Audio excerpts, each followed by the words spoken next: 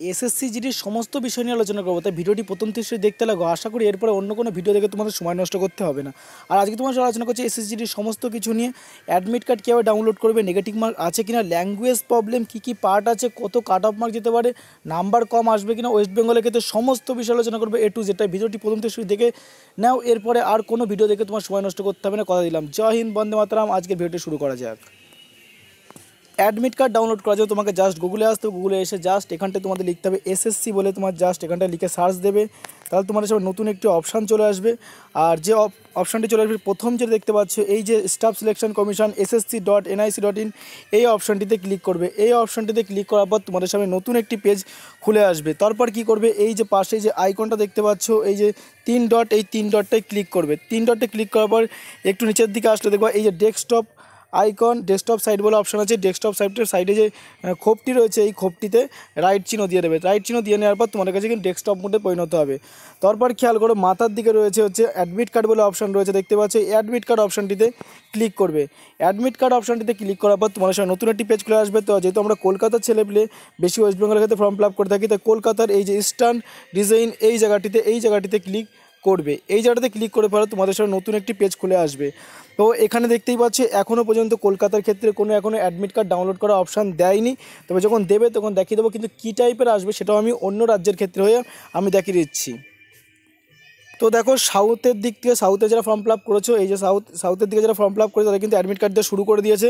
তো জাস্ট আমি ক্লিক করে দেখিয়েছি কেমন টাইপের ইন্টারফেস আসবে। দেখো খেয়াল করো, এরকমটা ইন্টারফেস আসবে। ডাউনলোড অ্যাডমিশন, ঠিক আছে, সার্টিফিকেট, এইখানটায় ক্লিক করে তুমি অ্যাডমিট কার্ড ডাউনলোড করতে পারো। দেখো যদি না বিশেষ হয় লিখে দিয়ে আছে কিন্তু, constable, GD constable, police force, NIA, CSF, এসব অ্যাডভাইস তোমরা দেখতেই পাচ্ছ, এখানটায় পরিষ্কারভাবে লিখে দিয়েছে এই জায়গাটা।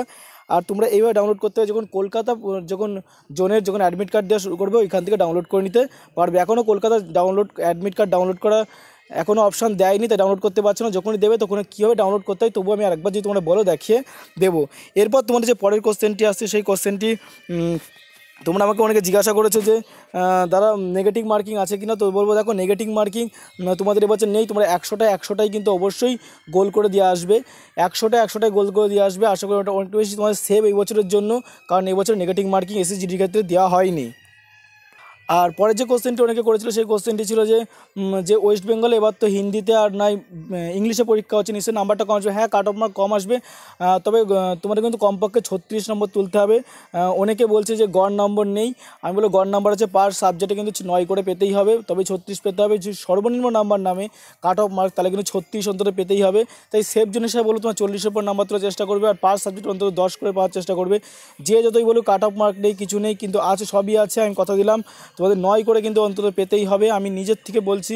নাহলে কিন্তু তোমার নাম আসবে না। যেটা কোনোটাই 9 পেলে, কোনোটাই 8 পেলে, দিয়ে এরকম করে 40 নম্বর পেলে তোমার নাম আসবে না। পরীক্ষা দেওয়ার পর মিলিয়ে নিও, কারণ সম্পূর্ণ তথ্য জানার পরে কিন্তু আমি ভিডিওগুলো আপলোড করে থাকি। অনেকে বলে যে তুই ভুলভাল আপলোড করেছো, ভুলভাল কথা বলেছো।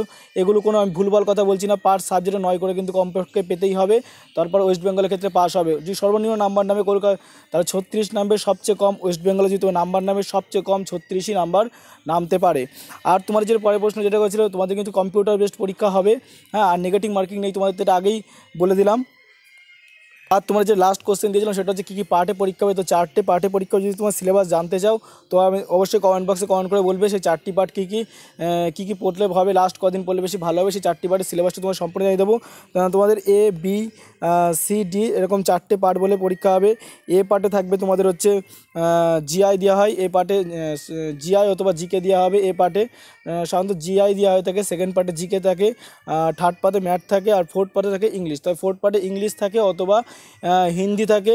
তোমরা যে হিন্দি ব্যাকরণ করতে পারো, অথবা ইংলিশ ব্যাকরণ করতে পারলে, মানে ইংলিশ যেটা গ্রামার বলে সেই গ্রামার করতে পারলে যে কোনো একটি পার্ট তোমার চুজ করে কিন্তু করতে পারবে। না ডি গ্রুপটা নাই ইংলিশে করতে হবে, নাই তোমার হিন্দিতে করতে হবে, সেটা অপশান থাকবে। সেই অপশানটিতে ক্লিক করে নেবে। তুমি হিন্দিতে পরীক্ষা দিতে যাচ্ছ না, ইংলিশ পরীক্ষা দেবে।